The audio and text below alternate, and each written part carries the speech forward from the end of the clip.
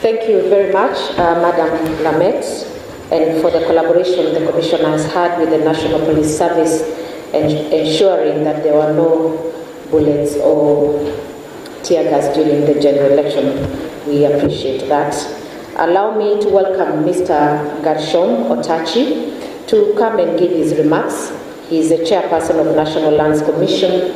And before we invite the chairperson of the Council of Governors, we ask TSC to be on standby for just a small choir. Thank you.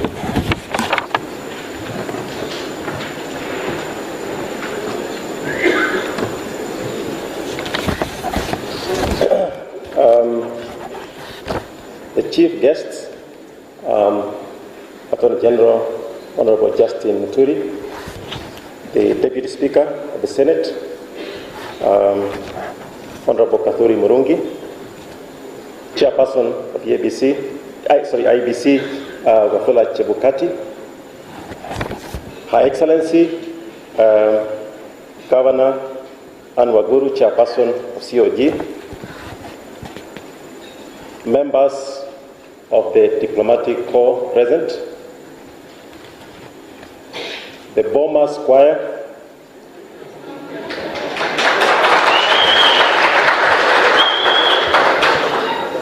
all protocols observed. May I start by recognizing my colleagues, because I stand here as the chair of chairs. May I start by recognizing my colleagues, the fellow chairs who are present. Kindly stand up. We have the chairperson, IEBC, not seeing well enough. The chairperson, Kobia, Donald Kobia. We have Muturi. I have a bit of problem in my eyesight. SRC, sorry, SRC.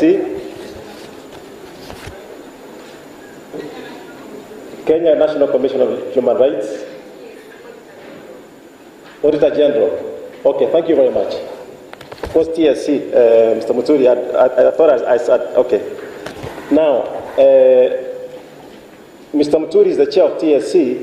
He shares our name with the Attorney General, who happens to be part of our caucus as well, as an independent office, and so, of course, is Honorable Chebukati.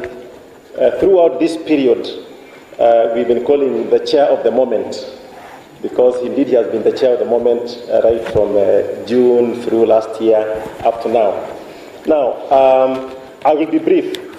It gives me great pleasure to join you this morning during this engagement that is of great importance to our nation's journey of democracy and, by extension, constitutionalism. On behalf of the Constitutional Commissions and independent officers, allow me to convey warm greetings from my colleagues, those present and those who are not here.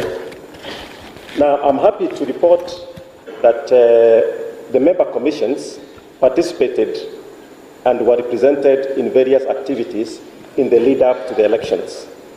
There were those who were more actively engaged than others, and I'll single out NCIC, CAJ, EACC, NGEC, and Kenya National Commission for Human Rights, amongst those that were very active. Of course, over and above the other institutions, independent offices, the Attorney General's Office, the DPP, and of course the ones around matters of finance, the Auditor General, and so on. And around that, we had a series of activities. I will point out a few. We had the IEBC Launch of Election Operational Plan on 15th June 2021, NCIC launch of the Roadmap to a Peaceful 22 General Elections on 10th of December 2020, Consultative Stakeholders Validation Forum of the Peaceful Elections held on 26th November 2020, and many other engagements of a similar nature. So I will not go into a lot of detail. I had a written speech, but a lot has been said by the previous speakers. And sometimes when one wants to blow their trumpet, but it's blown more powerfully by others, then you take it easy. I was happy to hear from the EU representative on the accolades. That is not us Kenyan speaking, but the European Union. UNDP representative, who happens to be from Rwanda, also praised us greatly. I think Kenyans, can we give a clap to ourselves? So, my fellow chair, I'm here on behalf of the caucus of chairs. That is a clap for you for having stood tall through all this process. Now, in July, just before the elections, we held an international conference at KICC, where we were looking at election preparedness. And in that conference, I made remarks to the effect that we have traveled a long journey in the election processes in Kenya. There were days when the elections were managed by an individual who would have been seated in the AG's office. He was known as the supervisor of elections. So that individual is the one who managed elections across the country with the help of the then district commissioners, now they are county commissioners, and they are the ones who managed the elections. We have moved a long journey from those days of one-party rule and that manner of managing elections to a point in time where we have an independent commission. Now, the reason I pointed out that then, I made a remark that even as we fault our commissions and our independent institutions, let us remember the journey we have traveled, and instead of focusing on the weaknesses, focus on how to improve on what we have built over the years. So IEBC has traveled its journey. It has had its ups and downs. They have done us proud through the last year. But are there weaknesses? Are there areas of improvement? Obviously there will be. But then what we should be looking at is how do we, looking back from where we come from, moving forward, how do we strengthen our institutions instead of undermining the institutions? So with that, may I take the opportunity to applaud IEBC, applaud the chair, and wish you a happy transition, not retirement, a happy transition to wherever you will move on to. Thank you very much.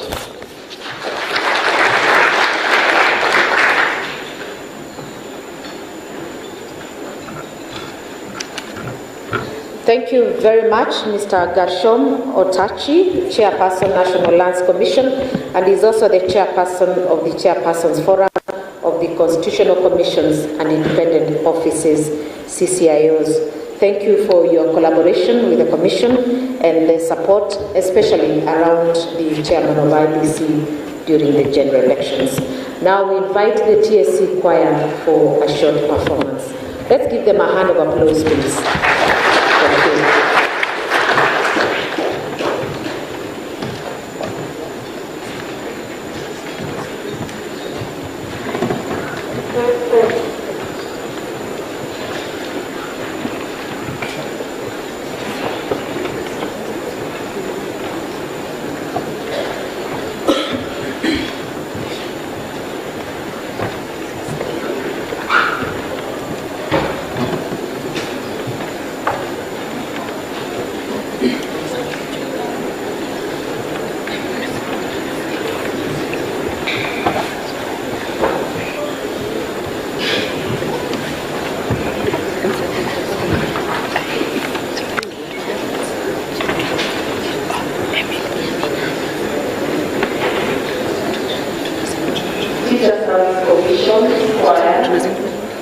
Brings you one song titled Katiba Yetu, Nguzo Yetu.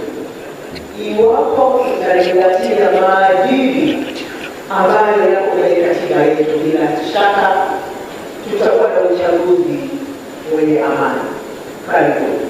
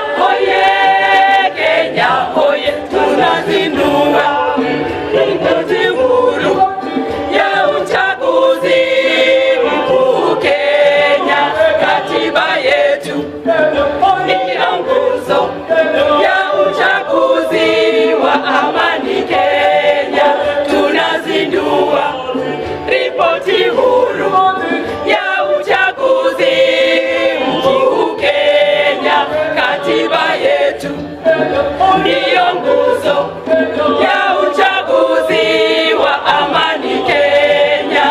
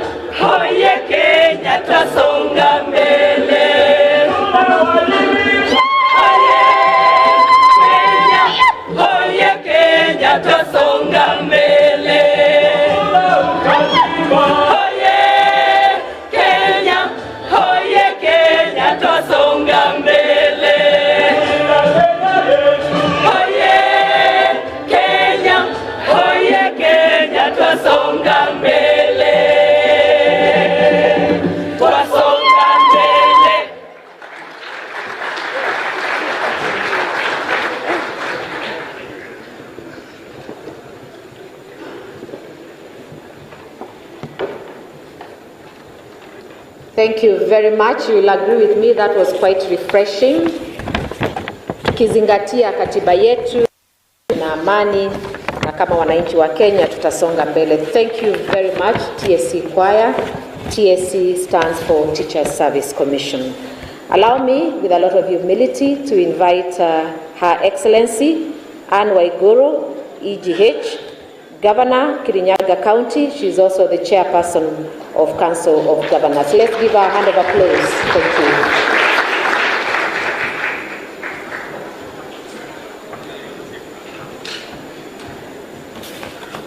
you. It took everything and all my self-control not to join that choir.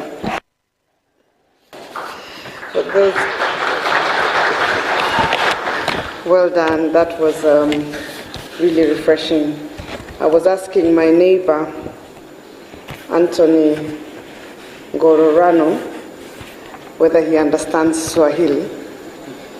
And he told me, you know, Swahili was born in Tanzania. It grew up in Kenya. It died in Uganda and was buried in Rwanda and Congo. So I was trying to interpret what the song means to him.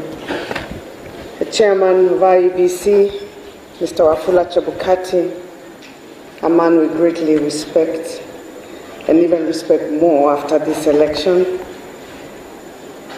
The Chief Guest, Honorable Justin Muturi, the Honorable Attorney General, and former Speaker of the National Assembly, IEBC Commissioners, the Deputy Speaker, Honorable Gathuri Murungi, Deputy Speaker of the Senate, Madame Judy Lamet, the Deputy IG, Reverend Father Joseph Mutie, Chair of Interreligious Council of Kenya, all distinguished guests that are here, ladies and gentlemen, all protocols observed, good morning and Happy New Year. First, a hearty congratulations to IEBC team as you launch the post-election evaluation report for the 2022 general election. It is indeed my pleasure to be at this occasion, and I take this opportunity to extend my most sincere gratitude to the Commission for allowing me to be part of this extremely important event. On 8th April 2022, the Council of Governors was invited and attended the launch of key governance instruments, namely Training Manual on Election Security Handbook, and the Security Guide. At the launch, the Council stated, and I quote, "Elections are a fundamental process in any advanced democracy. As political leaders, we are alive to the fact that generations to come are dependent on our sobriety today. Therefore, we as the Council of County Governments and as agents of peace in our respective counties commit to fully support the IEBC and other agencies throughout this electioneering period. We will preach peace and practice peace as Kenya's interest supersedes our own interests." I can confirm that indeed we did our part. Ladies and gentlemen, Article 88(4)(h) of the Constitution mandates the Commission to conduct post-election evaluations. This is a key activity and often said to be the last in the electoral cycle, but one that informs the next cycle of election. Post-election evaluation is not only an international best practice, but is also a constitutionally assigned mandate of the Commission. Post-election evaluation require candid and brutal examination and assessment of what worked, what failed, lessons learned, as well as making recommendations that will inform strategies to be employed in the next electoral cycle, in this case in 2027. The evaluation that has been concluded and which is to be launched today is expected to build on the 2017 evaluation. The report is therefore expected to outline the lessons learned, findings and recommendations, and how they informed the 2022 elections. Therefore, as we launch this report, it will be amiss of us not to reflect and take stock of what happened in the previous elections as well, but importantly on the just concluded elections. To the Commission, it is not always comfortable to subject yourself to scrutiny, but it is the only way that we can grow. Remaining transparent and accountable is key and indeed the hallmark of good governance and the foundation of the Constitution of Kenya. I therefore believe that this report addresses fundamental issues and makes recommendations in various areas that I will not go into details of. Having said that, since the Advent multi-party elections in 1992, Kenya's elections and performance of IEBC has been assessed mostly against one parameter: the political acceptability of the presidential election. To the extent that the presidential election is highly contested, the elections are usually declared stolen and IEBC gets grossly maligned. Forgotten in this denigration of IEBC is the fact that IEBC undertakes 5 other elections which are largely accepted, including by the protagonists, as free, fair, and credible. In my view, these other elections are actually the true test of IEBC's capabilities, not the politically volatile presidential tallying process. The most objective assessment of the credibility of the elections can be judged by the number of elections that get nullified by the courts. This number has consistently gone down over the years. I believe this year's petitions will provide the least number of nullifications, speaking volumes about IEBC's professionalism. To IEBC, we say keep up the good work, always ignore us, politicians, and our political noise, and keep your eye on the ball. But even for the politically challenged presidential elections, the quality of elections has continued to improve, with IEBC learning from the mistakes of previous elections to increasingly provide, at least in law, if not politically, an increasingly credible election.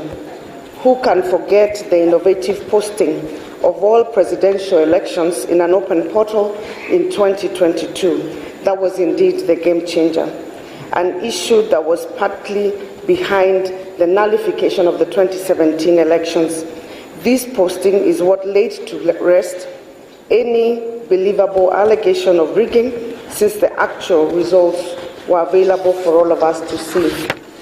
Unrecognized in these critiques of IEBC performance, which focuses on the National Election Tallying Center at Bomas, is the reality that final election results are declared in 46,232 polling stations.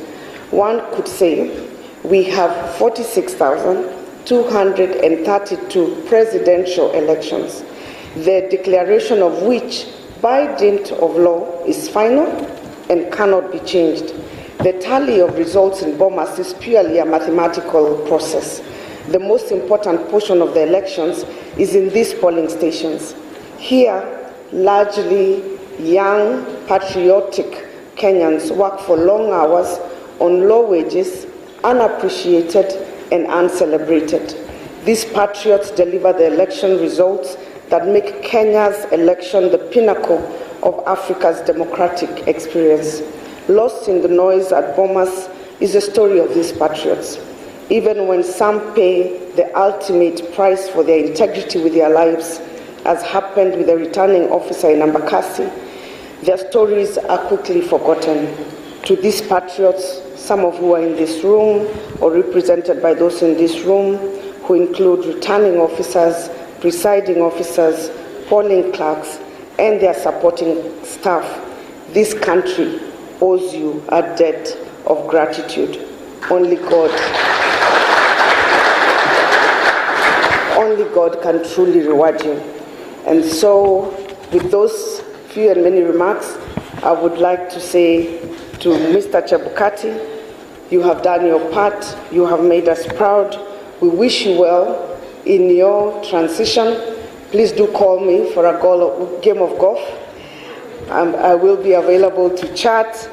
And to those who have been left behind with IEBC and all the partners who are supporting IEBC going forward, let us remember the people who actually do play a critical role to make this country the democracy that it is. And as we strive to do so, let us put a lot more effort to ensure that we are educating our masses towards the achievement of the 2/3 gender rule. Congratulations once again, and God bless you. Asante.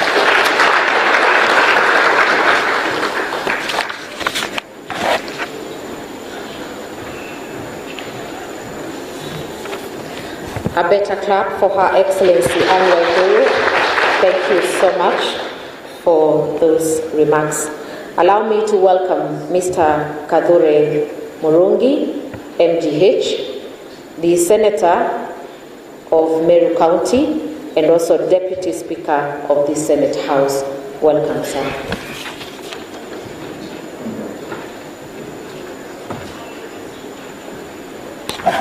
Thank you very much. The Speaker Emeritus of the National Assembly and the Attorney General of the Republic of Kenya, Honorable Justin Muturi, the Chair IEBC, Wafula Chepkati, Chair Council of Governors, Madam Her Excellency Waiguru, and protocol staff. Before I get into the speech of the Speaker of the Senate, who I represent here, I want to recognize the presence of the Chair of the Senate of the Committee on Justice, Legal Affairs and Human Rights, Chair Wakili Sigei. Yes. And thank you, IEBC, because I can see you know the ropes. If the chair who oversights you is here, it means the success that is following you is as a result of your close working relationship with the Parliament. So thank you very much. And Chairman, whatever this IEBC will require from you for the next 5 years, because you are the one to give them money, please do so that they can continue their good work. Before I read my boss's remarks in this function, I want to declare and confess that I'm a product of IEBC, having run my elections, 3 consecutive elections, and there was no petition in those 3 elections. The first 2 as a member of National Assembly in the year 2013, 2017, I worked under my senior speaker, Justin Muturi, and the third elections was in August this year, where I ran as the Senator for Meru. So I want to thank you because you have given me employment for now 15 years consecutive. So I want to get to the remarks of the Right Honorable Amason Kingi, Jaffa Kingi, who I represent in this function, by saying that since our nation and state came into being nearly 6 decades ago, we have exercised our sovereignty as a people through elections. The elections have been held periodically in line with provisions of the Constitution and other applicable laws of our land. In Articles 1 to 4, the Constitution proclaims this sovereignty and declares that it can only be exercised in 2 ways: directly or through democratically elected representatives. Elections, therefore, occupy a critical space in our collective endeavor to govern ourselves. And given that elections have a direct influence on our very existence as a democratic nation, it follows logically that the very institution charged with delivering elections stands out as a key pillar of our nationhood. Ladies and gentlemen, Chapter 7 of the Constitution creates the Independent Electoral and Boundaries Commission, IEBC, and hands it the responsibility of shepherding the electoral process. While Articles 81 to 87 under this chapter delve into the electoral system and process, Articles 88 to 90 outline the role of the IEBC in ensuring success of these 2 mechanisms. Looked start bluntly, Chapter 7 of the Constitution, therefore, provides us with a roadmap on preparation for elections, conduct of the same, and handling of electoral disputes that may consequently ensue. Distinguished guests, on August 9, 2022, Kenyans, in exercise of their constitutional and democratic rights, voted for their leaders at all levels of representation as outlined in the Constitution. A lot of water has flown on the bridge, and as is expected in the aftermath of every general election in our democracy, our country has witnessed major changes. There has been a change of guard in the executive, with a new president and commander-in-chief of the Kenyan Defense Forces coming into office. In our bicameral parliament, comprising the Senate and National Assembly, there have been changes at the leadership levels and among elected members, all in line with the political dynamics at play in our country. The fact that the transition took place peacefully should be a cause for celebrations by Kenyans, as it signifies that our democracy has come of age.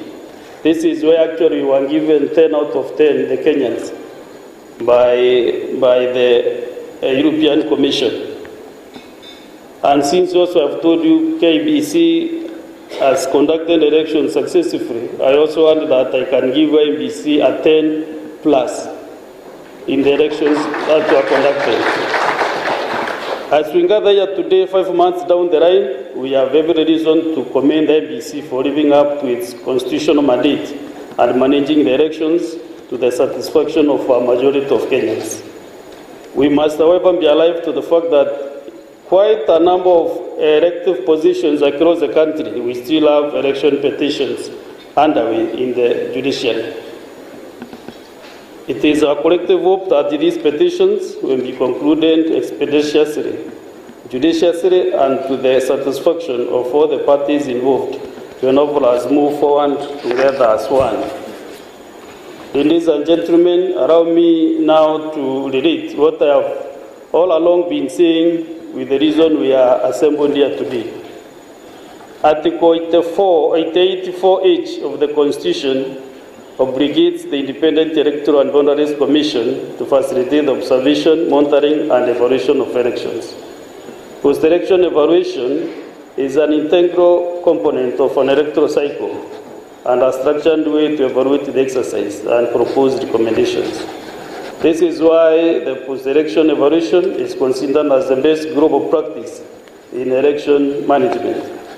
In the Kenyan context, the post-election evaluation enables all the stakeholders who are hand in the conduct of the elections to carry out other evaluation of all aspects of the polls.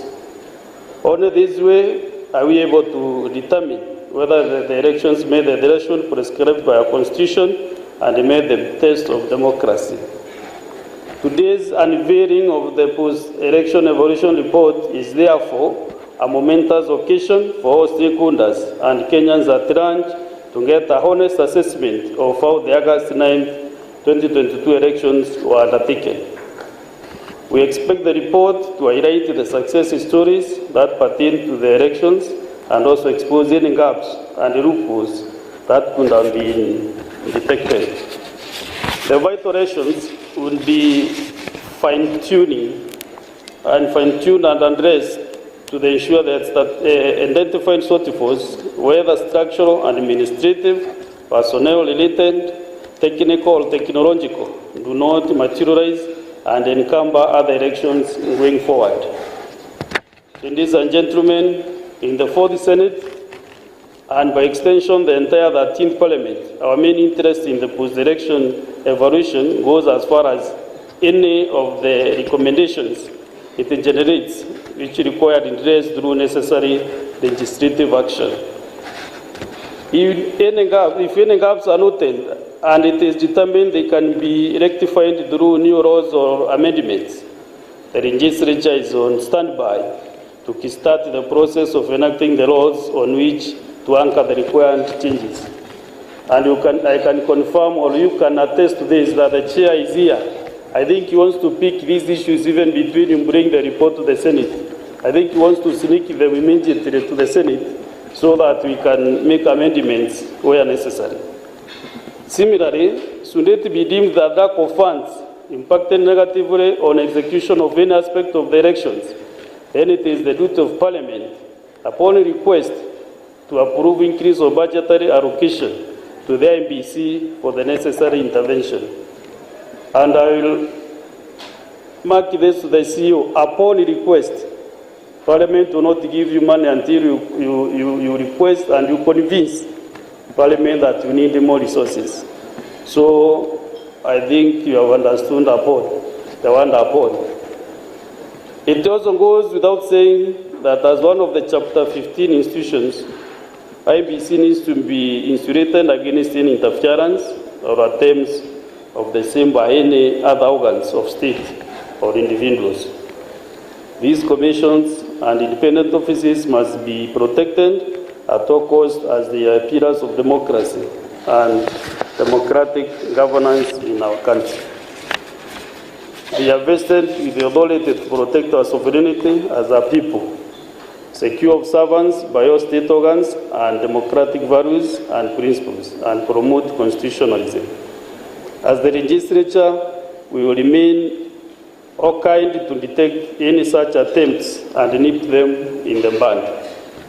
In conclusion, ladies and gentlemen, allow me to say that as Parliament, we are directly impacted by elections, being the destination for leaders elected as senators, members of Parliament, MCAs, women representatives, and all of us. Politicians, depending on their ambition, somehow always have an eye on the next election, either as potential candidates or stakeholders with vested political interest. This makes the recommendations contained in the post-election evaluation report of great interest to us. We join all the other stakeholders and Kenyans at large in looking forward to the implementation of post-election evaluation recommendations for better management of future elections in our country.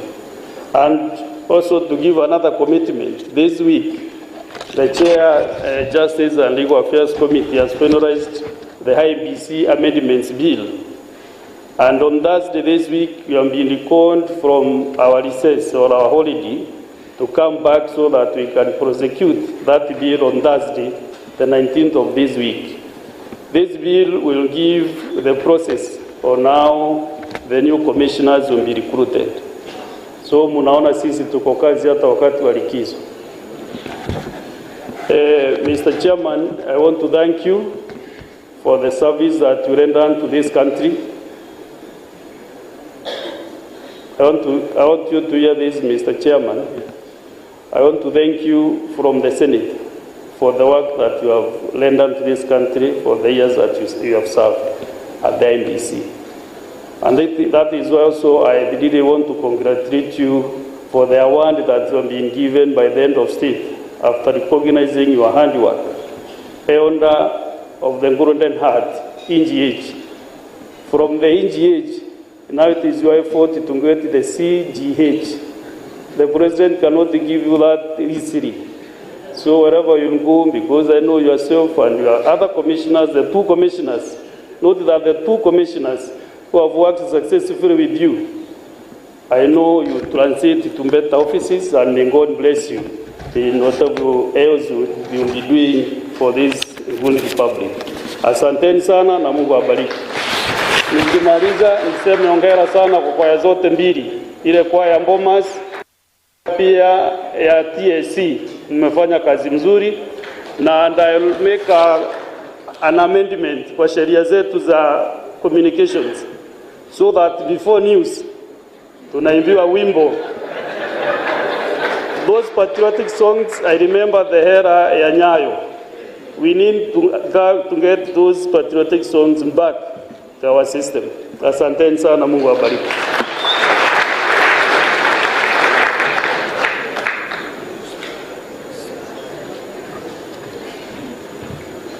Thank you, ladies and gentlemen. A better hand of applause. Thank you. Thank you so much, Kadhure Murungi, MGH, Deputy Speaker of the Senate House. Allow me, ladies and gentlemen, to welcome Mr. Wafula Chebukati. You are all aware that the launch of this post-election evaluation report for the 9th August 2022 marks the end of the tenure of Mr. Wafula Chebukati as the chairman of IEBC. Let us be upstanding to welcome him to give his last remarks to the final stakeholders forum as the chairman of IEBC. Let's clap for him.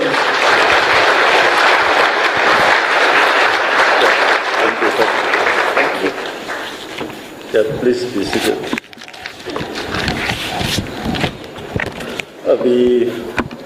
Our chief guest, the Honorable Attorney General, Sir Justin Muturi, the Excellency, Madam Waiguru, Chairperson, Council of Governors, Anthony Ngororano, UNDP Resident Representative, the Deputy Speaker of the Senate, Mr. Katuri Murungi. We have a long list of everybody in this room that needs recognition, but I want to ride on the protocol established by our CEO, Mr. Marijan. I know we have representatives from the three arms of government, from Parliament, Executive, Judiciary, the county government assemblies, representatives of constitutional commissions led by Gershom Otachi, and my colleagues are here, fellow chairs, development partners, members of the diplomatic corps, the civil society, all the participants in the election process are here. I can see all of you, the religious leaders and staff of IEBC, and of course the choir.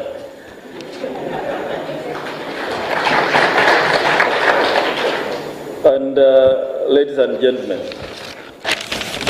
I want to say thank you very much for honoring our invitation to come to this function. Indeed, you are all important actors in this process. And I know from the list of speakers, which is 22, I know the list could have been longer because you are all players in the electoral process. And this is a very, very important function. Before I make my remarks, it has been said that tomorrow is my last working day. This may not be my last function. I'm sure there's another function tomorrow somewhere. But let me invite or ask the two commissioners to come forward, Professor Gulian and Commissioner Molu. Please come forward. We started the journey together on 18th of January 2017, and we are finishing together tomorrow. I just want them to say hello and bye, hi and bye. Before I read my speech, thank you. Professor. Thank you, Chair. This has been the last day. I think I would say a little more than hi.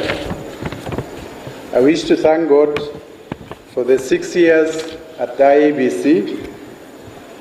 I wish to also thank the people of Kenya for the opportunity to serve them. It's been 6 years full of trials and tribulations. You all remember the irreducible minimums, of which among the staff, I was #1 in the list of the people to go. I recall having been deserted midway on my way to Dubai to oversee the printing of the repeat election, presidential election ballot papers. My colleague deserted me midway somewhere. You also recall the clean slate slogan in the BBI, clean slate meaning clearing the entire IEBC commission. Of course, it didn't come to pass. You recall the Bomas drama, and I wish to thank the Bomas choir. Even when objects were flying left, right, center. Some of those objects actually injured us physically. The choir kept on singing. I wish to thank them for that. After the bombers' announcement of the results, I recall going into Siberia in my own country, together with Commissioner Molu and CEO Marjan. We went into hiding. We had to put off our phones, leave them in bombers, send away our security, and we rode in a Noah to an unknown location. Our only contact to Kenya and the world was the television, just to check whether you are killing each other or you are celebrating. And after 3 days of hiding, we realized Kenyans had moved on. And we said we can no longer hide. So those are all the trials, just part of them. We even had personal tragedies. Some of us had miserable times inflicted on ourselves, our families, our children. But we surmounted all those trials and tribulations through courage, dedication, and devotion to God. We upheld our oath of office and the rule of law at all times. As I leave office, I am satisfied that I did my best for my country and my people. I leave IEBC stronger and better than I found it. And as I leave, I have no apologies to make to anybody. I simply did my work in accordance with my oath of office that I took in January of 2017.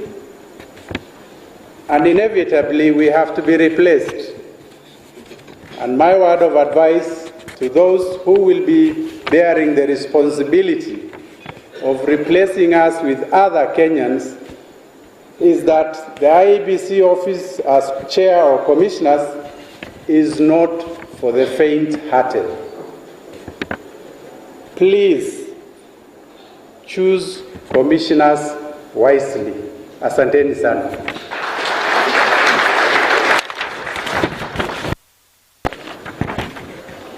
All protocols observed.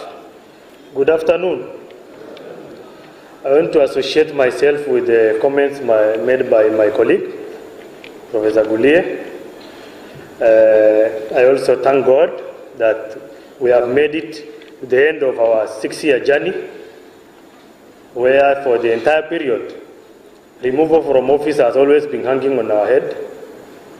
But with the grace of God, we have made it to this moment, and we are thankful that even despite all the pressure, we all remain healthy. None of us here have ever been admitted to hospital even for a day. That is grace of God. During our tenure, I think our challenges have been mentioned by my colleague. I don't have to repeat it. I was also number 2 in the irreducible minimum, but they have only managed to reduce the number of the commissioners, but we remain. But I want to say the journey of IEBC as institution must continue.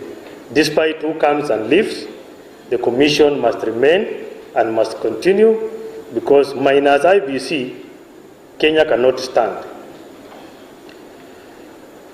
During this period, I think our achievements have been even listed by our stakeholders who have spoken, and I'm sure Chair will speak more to it. We appreciate stakeholders, especially the donors, the diplomatic community, and Parliament for support. Although occasionally when you go to Parliament you feel harassed, but we take it in good faith and moved on. We ask for support to the Commission even as we leave. Bwana AG, during your tenure as Speaker, you supported the Commission even as your current office is even more critical to the Commission, please support it. You are more like line minister for the IEBC and other constitutional commission. Always listen to the Commission and moderate, especially when it comes to legal reforms. Because as the Deputy Speaker said, politicians are always carried by their interest. It is important there must be another office that moderate what Commission proposes. Parliament, as you vet commissioners, please ensure the Commission is not populated by political stooges. This is a national commission. It is not a place for political rewards. Please take political reward elsewhere, not to the Commission, because a weak IEBC is unstable, will result into instability in the country. Our democratic space will shrink. It is likely it can collapse the country one day.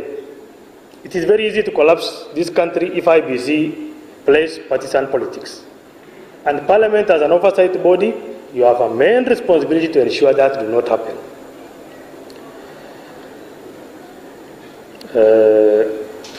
I think I just want to end it there, and I just thank people of Kenya for giving us privilege to serve you. We have served you to the best of our ability. As we move out, we hope the successor commission will carry forward from where we have left. Thank you very much, and goodbye.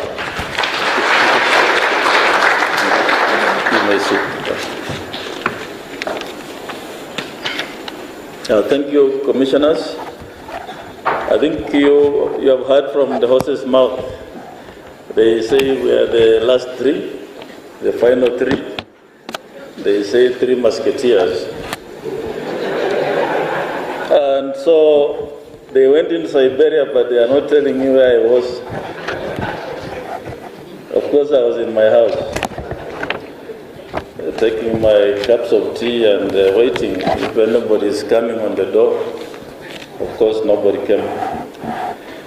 Let me go through my speech. I'm pleased to welcome you to the launch of the post-election evaluation report for the 9th of August 2022 general election. This launch is not only the last event of our election calendar, but also marks my last duty to this country in a forum such as this one. The conduct of our post-election evaluation exercise by the Commission is in line with Article 884B of the Constitution, and we as a Commission are expected to facilitate evaluation of elections which happened on the 9th of August. It is also an integral part of the post-election phase of the electoral cycle and best international practice that affords an election management body an opportunity to reflect on lessons learned and make recommendations for implementation in subsequent elections.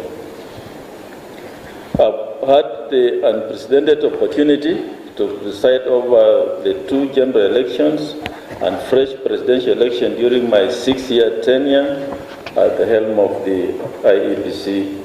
As I look forward to my exit from office tomorrow, I'll share my reflections of that journey as chairman of the Commission.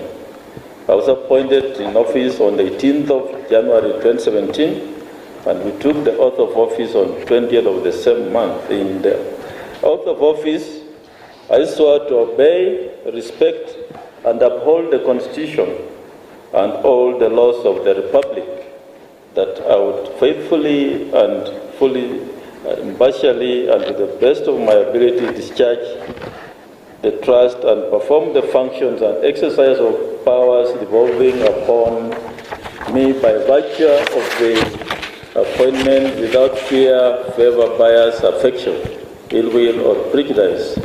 And the last sentence, ask God help me remain true to this oath.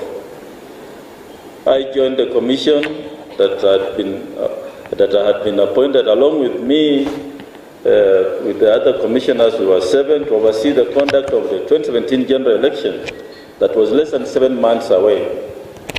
We had very limited time to understand the infrastructure of the election and architecture of the commission. Additionally, the processes had already been concluded by the previous commission, and there was no time to make any major reviews or adjustments. We conducted the 2017 general election that was nullified, and we held a fresh presidential election as ordered by the Supreme Court on the 23rd of October 2017. And the results of that fresh presidential election were upheld by the Supreme Court in a subsequent petition that was filed. As it will be recalled, one commissioner resigned before the fresh presidential election, and 3 others followed shortly after. And those were very difficult moments as we were just left, the 3 of us. But we had taken an oath of office, and we could not falter on that oath. We had a duty to this country to start preparing for the 2022 general election. And second, we had a responsibility to ensure the preservation of the Commission with its long-tested experience in election management that had created a large body of technical competence and practical knowledge that drives its preparation and conduct of elections. So drawing from the Supreme Court decision, drawing from our experiences in the general election and the fresh presidential election of 2017, we set on the journey to prepare and make sure that the 2022 election is successful. We prepared a strategic plan 2020 to 2024. We came up with the election operation plan, which provided a roadmap for implementation. And during this journey, I must mention a few achievements which we leave behind and hope that the incoming commission will build on those achievements. Over the last 6 years, we have conducted a number of activities, and some of the notable achievements are when we came in the commission, we found the commission was being managed under 17 regions as had been demarcated by the commission in the country. But we said, as a commission, in line with the devolution, we must set up county election offices, and so we set up 47 county election offices. And then these county election offices have been a success story. We have 47 county election managers who oversee the activities of the commission in the constituencies within those counties. And so we have 47 county election managers and then senior election officers in the 290 constituencies who form an increased permanent staff of the IEBC, which to date stands at about 1,000. We also found an institution which did not have policies and procedures, and so we set on a journey to develop various policy manuals and standard operating procedures to address systemic challenges within the Commission systems and operations. All the directorates now have policies and manuals, and as we leave the Commission, we urge the incoming Commission to build on these policies and manuals, revise them where need be, but these documents are the ones that have guided us to operate and manage the 2022 general elections. They provide clear operational and administrative procedures for effective governance and streamlining of the Commission's activities. One of the areas we also came up with was drafting legislations and some bills to Parliament. Although most of these bills have not been looked at, and I'm happy, Honorable Deputy Speaker and my learned friend Sige, you are here, and the Attorney General is being here. We drafted Referendum Bill 2020, IEBC Amendment Bill 2020, Election Campaign Financing Amendment Bill, and Election Laws Amendment. These bills are still lying in the House, and we urge the Parliament, please look at them and at least prepare them so that this Commission can have better legal framework for the next election. It's good manners internationally that election laws need to be passed at least 2 years before elections, or at worst 1 year before elections, to avoid a last-minute rush. So we hope this time round We have the 13th Parliament, which I'm sure should look at these bills and pass the necessary amendments to the election law, at least 2 years or at least 1 year before elections, so that the Commission can prepare adequately for the 2027 elections. Among the key things we did was voter registration. We had an additional 2.743498 new registered voters and expanded the diaspora voting to additional countries to make a total number of 12. The Commission subjected the register to audit and cleaning up, and the final voters register was 22,120,458,000, which gave us 46,229 polling stations. This Commission in 2022 reduced the cost of election as compared to 2017. We actually reused the technology that we deployed in elections. We only bought 14,000 new KIMS kits, but reused the old ones.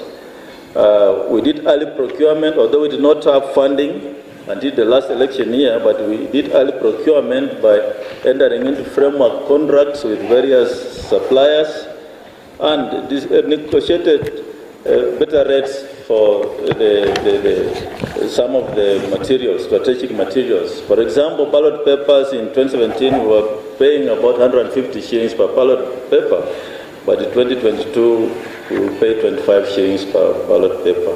So the cost of elections was reduced, but it cannot come down tremendous because we must rely on technology, and technology is expensive. And also our legal framework is what drives the cost of elections, where we must have a certain number of polling stations, not exceeding 700 voters per polling station.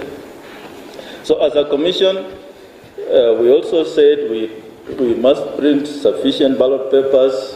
We printed ballot papers equivalent to the number of registered voters.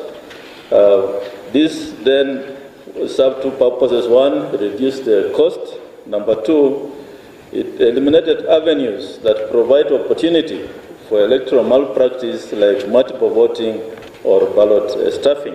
So we just had enough ballot papers, and of course we also, in an area where there's no possibility of eliminating possibility of malpractice, we strictly identified voters using biometric voter identification system and using only the printed register. Manual register was deployed in a few areas where technology failed.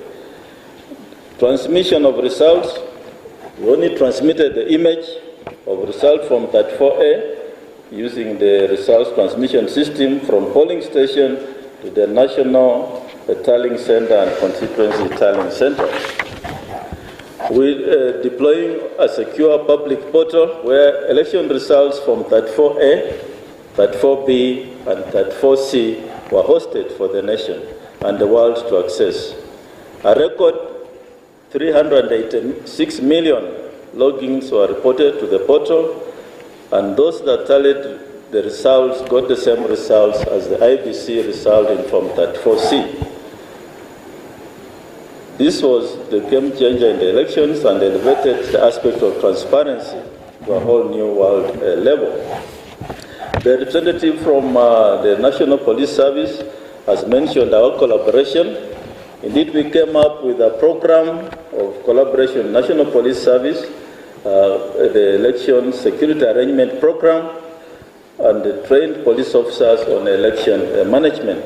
This arrangement is good. It has to continue for purposes of managing elections and peace in the country.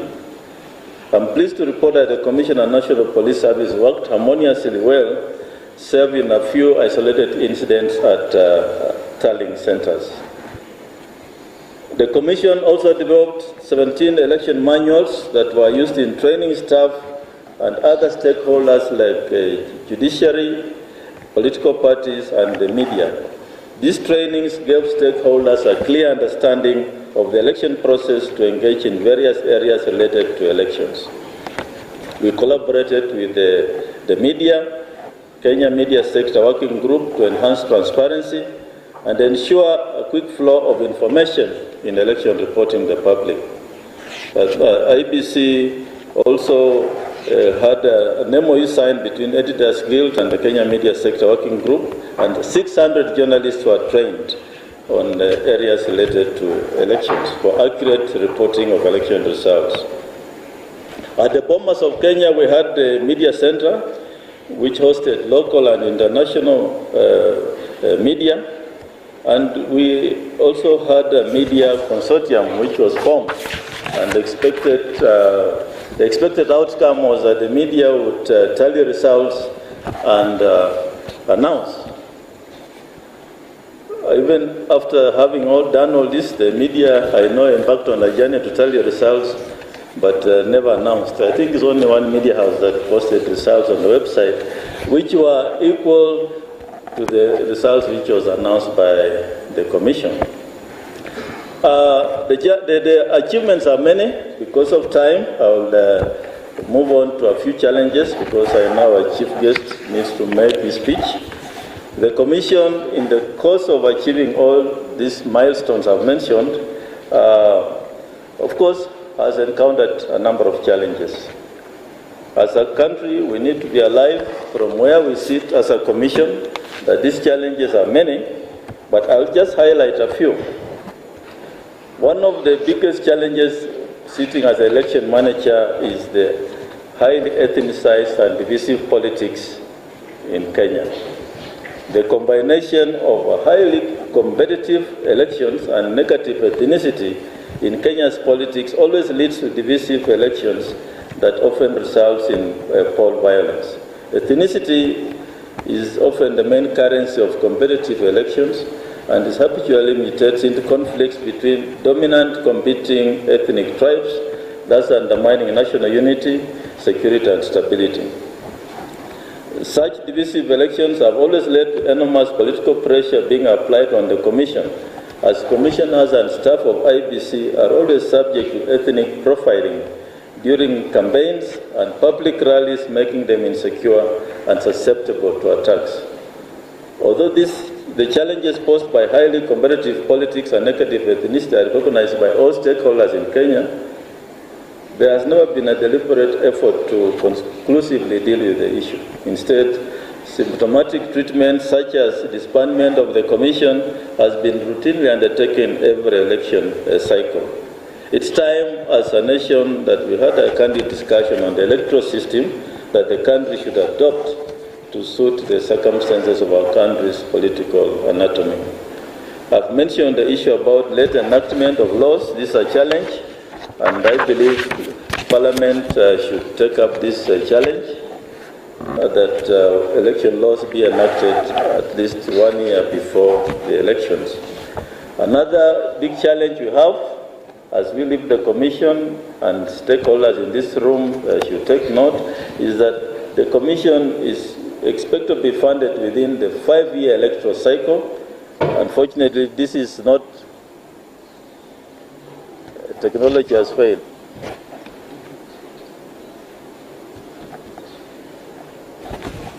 Can you hear me? I continue?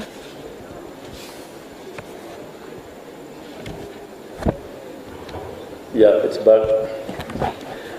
It's expected that the Commission be funded throughout the 5-year electoral cycle, but this doesn't happen, and we normally get funding the last election year. This hampers our electoral activities. As a Commission, we urge stakeholders in the process and executive to ensure that the Commission has timely funding throughout the electoral cycle. But more importantly, we have the IEBC fund, which is provided for in Section 18 of the Independent Electoral and Boundaries Commission Act. This fund needs to be actualized so that the Commission gets its funding at the beginning of each financial year so as to be able to deliver on its mandate. I'll say one more thing that we saw during the last election The Constitution of Kenya 2010, Article 88, lays great emphasis on the independence of the Commission, both in decision-making as well as operations. Despite these clear legal provisions, attempts are always made to undermine the independence of the Commission during elections. The 2022 general elections witnessed probably the gravest attempts to usurp the independence of the Commission and the sovereign will of the people of Kenya as expressed in the polls. These attempts took the form of ethnic profiling and open threatening of some members of the Commission and staff, arrest and holding communicate of Commission staff and service providers without lawful basis, abduction and illegal detention of staff and service providers by state security, attack and assault of some members of the Commission, staff and service providers by goons and law enforcement agents at the Bomas of Kenya and at some county and constituency tallying centers, abduction and murder of a constituency returning officer, intimidation of the Commission by some members of the National Security Advisory Council to moderate results which goes against the will of the people. The gravity of these attempts to subvert the will of the people cannot be wished away or swept under the carpet because they might re-emerge in the future. For this reason, the Commission wrote to the President of the Republic of Kenya requesting for a public inquiry in respect of the process leading to the declaration of the final results at the Bomas of Kenya. The outcome of the inquiry, we believe, will bolster the independence of the Commission and ensure that it maintains the stature contemplated by the Constitution. It will also enable a future election environment devoid of harassment, intimidation, profiling, and harm of Commission staff while discharging their duties. It will also ensure that institutions that support the Commission during elections discharge their duties and responsibilities in accordance with the law and not as directed by individuals with partisan interest hell-bent on subverting the will of the people. As we finalize our time in the Commission, we must say that one of the biggest threats to the Commission is misinformation and disinformation. We have seen misinformation or spread of false incorrect statements or facts in a political environment is a recipe for tension, unrest and chaos. And in Kenya, just like in other jurisdictions, misinformation is the latest and probably the greatest threat to democracy. False accusations have the potential to cause violent conflict, always leveled against the Commission's conduct of elections by political players. In most instances, no action is taken against authors of these remarks as they are considered to enjoy freedom of speech, yet they can discredit an otherwise free, fair, and credible election. It is surprising that despite remarkable enhancement of checks to guarantee integrity of the electoral process, the old notion that elections are stolen or rigged still pervades our political rhetoric. It's even grave that misinformation and disinformation is unashamedly presented in our hallowed courts as evidence during election petitions. There's need for action to draw the line between free speech and misleading statements, and I'm happy that a few institutions charged with that responsibility are in this House today, and I hope this will be taken up in future. In conclusion, the tenure of myself and the two commissioners comes to an end on 17 January 2023. We have made our fair share of contribution towards strengthening democracy in Kenya.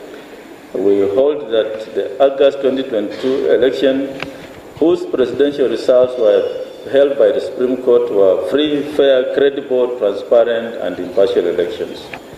This could not have been achieved without strict adherence to the corporate governance structure of the Commission and its guiding legal regime.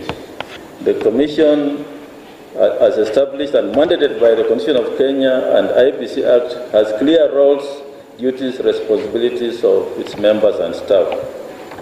Pursuant to this provision, the Commission also has structures, including plenary meetings, committee meetings, and other corporate governance structures. The Commission is not devoid of corporate governance.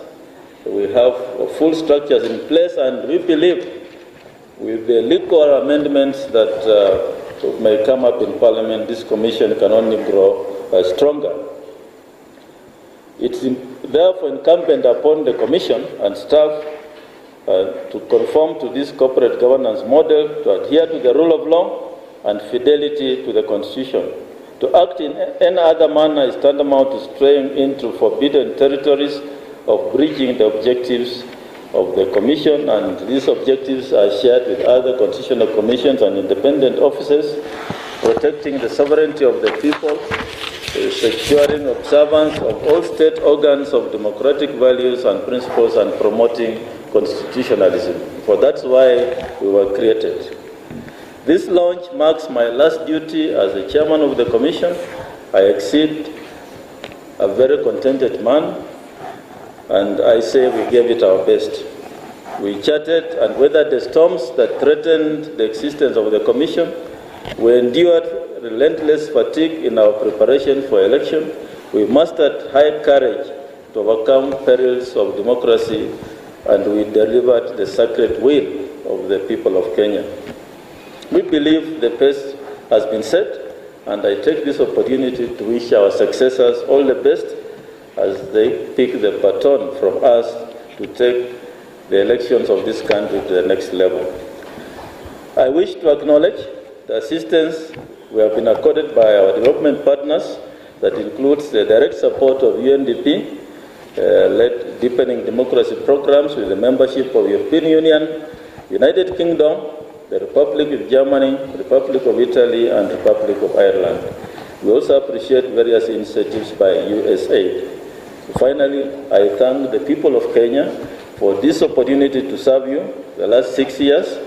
I equally, with abiding respect, have loud resolve to vote peacefully, the resolve you made as people of Kenya to vote peacefully during this election. It's a gift that I will cherish and carry with me always. God bless IEBC and God bless Kenya. Thank you very much.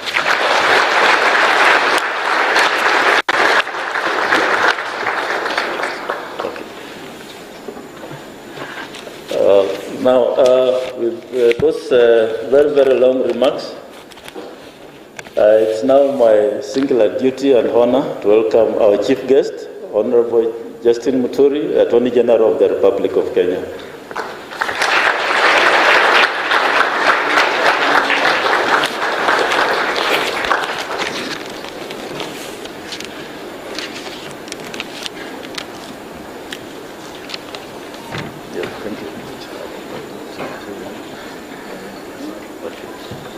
Thank you. Please be seated.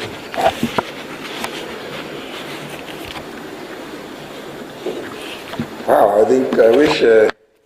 Chairman, we had more time for you, because as you noticed, nobody dozed as you gave an account of what you have done in the last 6 years. And you did some of the things that you've highlighted, which were also touched on by the Honorable Kathuri Murungi, matters that are quite important to us at the state law office. And indeed, we look forward to a commission that stands firm as you did. I don't know whether it's Commissioner Gulia or Commissioner Molu saying this, that the job of the commissioners of the IEBC is not for the faint-hearted.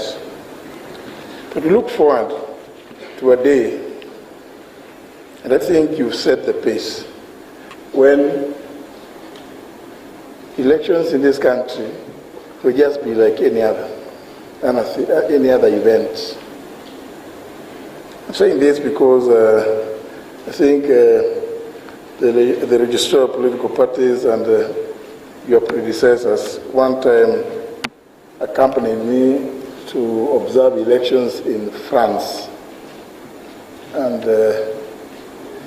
what I saw, my good brother Felix, was so impressive that, first of all, when they advertised for returning officers, presiding officers, people volunteered, not to be employed, but just volunteer. They applied, they appealed for volunteers. And we found retired civil servants, teachers, and you just volunteer. You go, people are voting somewhere. We went round.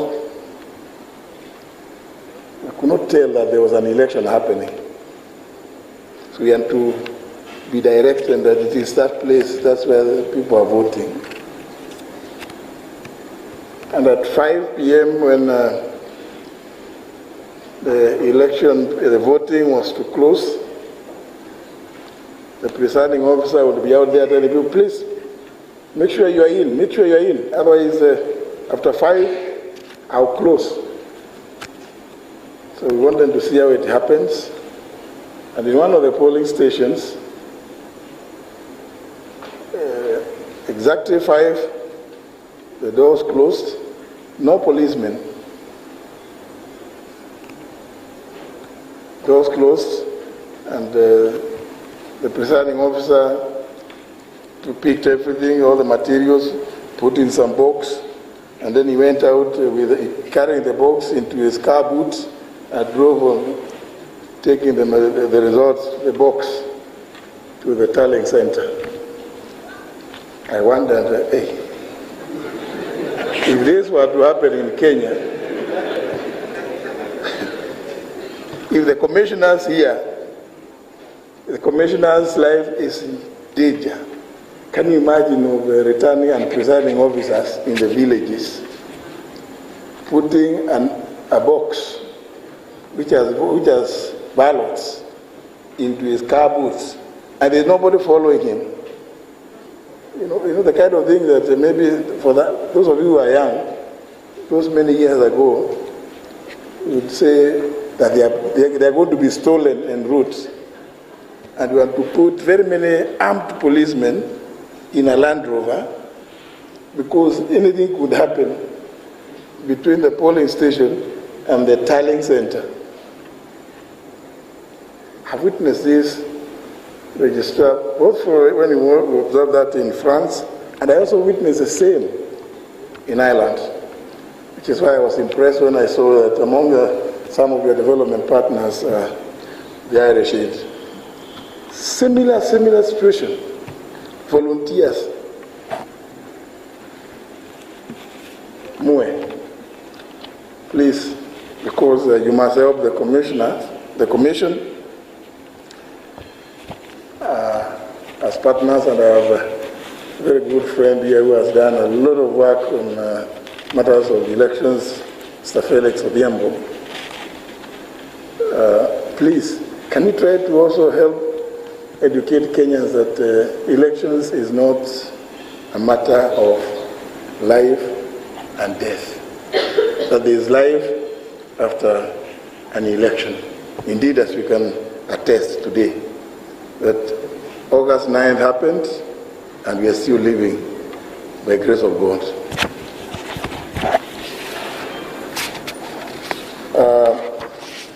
The chairman of the IEBC, Mr. Wafula Chepkati, and members of the IEBC present, the chair of the Council of Governors, Excellency Anne Waiguru, the Deputy Speaker of the Senate, UN Representative to Kenya, Mr. Anthony Gororano, distinguished guests, ladies and gentlemen, good afternoon. It is my privilege to join you today for the launch of the IEBC Post-Election Evaluation Report, which is the last phase of the recently concluded 2022 general elections. I'm most grateful and deeply honored by the invitation from the chairperson of the IEBC to address you and to officially launch the report. The preparation and development of the report that we are launching today is an important task in self-evaluation that also forms a key milestone in the election cycle. As has been said before, elections are not an event, but a process.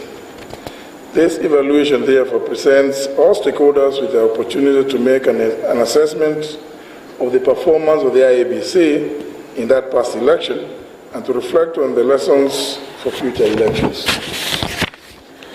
The report affirms IEBC's commitment to open itself up to scrutiny in the spirit of transparency and accountability and in the performance of its constitutional obligations. May I therefore take this early opportunity to thank the IEBC for the excellent and extensive work that it has done in preparing and developing the report and for organizing this launch today. In the same vein, we must appreciate the work of the IEBC, the work that the IEBC did in the last elections in conducting what will perhaps objectively go down in our history as one of the most credible and transparent general elections. The conduct of the said election, which is the subject of the report we are launching today, marked a significant stride in our electoral democracy. It also demonstrated that the IEBC had come of age as an independent constitutional commission. This was an important milestone that established the benchmark not just for our future electoral processes, but also for other electoral democracies across the world. In previous electoral cycles, the conduct of elections has often been marred by violence and vandalism. It has also been the subject of justifiable and objective criticism, and in one instance, which has been repeated in 2017, the reason for the nullification of the presidential election results. What we must credit this IEBC with, under the chairmanship of Mr. Chepkati, is the ability to provide leadership and to steer the IEBC towards addressing all the shortcomings and challenges that have been faced before. Following the decision of the Supreme Court to nullify the presidential election results of 2017, the IEBC learned its lessons and worked on improving its systems and practices in readiness for the next electoral cycle. The improvements were in the areas of strengthening the legal and regulatory framework and adopting open, accountable, and transparent practices in the conduct of the elections. The deployment of suitable technology in the 2022 general elections, for instance, greatly promoted openness and transparency in the election and minimized the opportunities for fraud. The results of the presidential election, for example, were posted on a public portal which could be accessed by any interested person. Anyone could easily access the election results as received directly from the grassroots. This was a significantly radical shift from the past, where uncertainty and disputes around the election results were often due to the opaqueness around the process leading to the declaration of results. The improved systems and processes were vindicated in the eyes of the election observers, the Supreme Court, in relation to the presidential election result, and above all, the people of Kenya. In true appreciation of the fact that there is always room for improvement, we must use the opportunity of this report to take stock of the strides that have been made and the challenges that have been encountered in the attainment of free, fair, and credible elections. Some of the areas that we may seek to improve on following the 2022 general elections are civic education to promote voter registration and participation in the electoral processes. As actors in the election sector, we also need to engage on some of the pertinent issues that still linger around our election processes, such as promoting the inclusion of gender and other minorities, campaign financing laws, and internal dispute resolution mechanisms within our political parties. Another area that requires careful consideration is misinformation, and indeed the chairman has spoken about it, and disinformation around elections period, especially through social media platforms. Elections are perhaps the most critical pillar of our democracy because through elections, the people of Kenya get the opportunity to elect the leaders and government of their choice. It is critical, therefore, that the conduct and the thorough evaluation at the end of every election cycle to inform strategies and decisions for improvement going forward. It is equally imperative that the outcome of this review process is objectively considered and steps taken towards its implementation. In the event that there would be need for legislative and policy changes, such should be undertaken in good time to avert the risk of having to change the law or policy in an election period.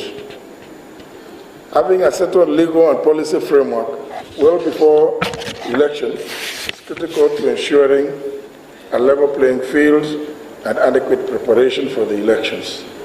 And indeed, in this regard, Mr. Chairman, and immediately after I was sworn into office on the 27th of October, having read the judgment of Justice Mrima of November 2021 with regard to the composition of the selection panel, the IEBC, I moved to speed to propose amendments to the IEBC Act to address the contentious composition of the members of the selection panel, where in the law as it stands, the Parliamentary Service Commission selects 4 persons, the Interreligious Council 2, and the Law Society 1. Or is it vice versa? I think so. And because in the judgment, Justice Mrima pointed out that indeed it was wrong for one segment to have so many, we moved to spin and proposed, which is why I was a bit disappointed when I didn't see the representative of the PPLC. The registrar will know that that was my pet subject when I was the chair of the CMD, to create, and Felix, to create a body within political parties where they can be able to discuss issues and perhaps settle them with a view to also helping the electoral management body in managing elections. So in the proposal, and I'm happy the chair of the Committee on Justice and Legal Affairs in the Senate, Honorable Sigei, is present, it is proposed that you leave Parliament with 2, for the obvious reasons that in Parliament, and I'm using Parliament collectively, as you know, under Article 93, 2 houses, 1 Parliament. They are left with 1 so that the majority side selects only 1 representative to the selection panel, and the minority side also selects 1, so that nobody, because as you know, elections in Kenya are extremely, the way we have made it is like it's the end of the world. So that nobody claims that they are being shortchanged. So the minority side will select 1, the majority side will select 1, and we have proposed, and it is not cast in stone, as you know, Parliament, you can propose and Parliament can change anything. The political parties liaison committee also proposes 1 nominee to the selection panel, and to take care of the interests of the rest of the public service sector, the Public Service Commission also nominates 1 person to the panel, as well as the Interreligious Council and the Law Society. making a total of 7 members. So we moved with speed, and I'm happy that the National Assembly, before going to recess, and passed that legislative proposal, and that now, Honorable Kaduri, I'm happy that you have actually called the House to come this Thursday and consider those proposals. And if you find them sensible, I granted that by Thursday, the Honorable Wafula Chepkati, Professor Goulier, and my friend Molu will no longer be in office. Move with speed to ensure that Mr. Marjan is given the board, which is the commissioners. So as I conclude, Mr. Chairman and commissioners and distinguished guests, I wish to assure the IEBC, and indeed all other players in the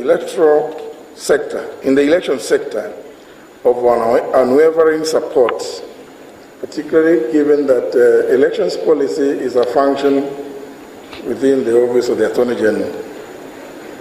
And this office, in line with its responsibilities as the principal legal advisor to government and the custodian of the rule of law and the public interest, will remain ready to support the IEBC and other players in effecting law and policy reform recommendations, which I believe we will, after scrutinizing this report, come to consider for enactment.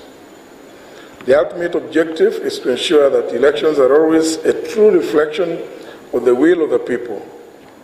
This is an objective that goes to the foundation and root of our nationhood, for which we must all work collectively. With these remarks, ladies and gentlemen, I wish to thank you sincerely for your kind attention and ask that the IEBC consider that you have a true partner. As I said, we may not agree, but there are ways of resolving disputes. The fact that you may not agree with what I say doesn't mean that you must murder me. Yeah? And likewise. Yeah? Let us, and I believe, try to improve on what we have been able to achieve so far. The Honorable Anne Megoro did give you some little bit of history about what has happened since the introduction of multi-party politics in Kenya. But I keep wondering, registrar of political parties, and maybe this is a discussion that we will have sometime. And since we have somebody who has worked in this area for such a long time, and I say this because I know we have worked together in this area.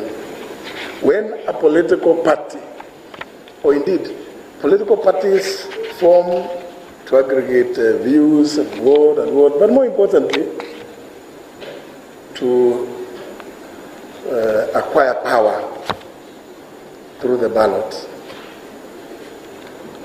So, I was just looking at the many political parties that we had by the 9th of August, and there are very many, Felix. And there are some, quite a number, that never presented candidates. So why do they exist? How would you form a party, a political party? This is what I was discussing with the chairman. Why would you form a political party? Elections are there, and you know there will be elections. And for a whole year, you don't present candidates. You have not found anybody that. Why don't you just fold? Because then you're in the wrong game. Certainly, surely. You have been in existence. You have gone round. trying to sell whatever ideas you may have. Nobody has found it worthy listening to you. So you are told now present the candidates. You don't present Marjan. Surely, why then are you existing in our books? You should pack up and go home and try farming, you know? Isn't it? Because we know people do all manner of things. Yeah, farming is going to be very lucrative in this country. So, since that area may not be good for you, just fold and go and do something else. If you are unmarried, go and marry. You know, so even all these activities that owners of political parties could do. Thank you very much for listening to me. God bless Kenya. God bless you.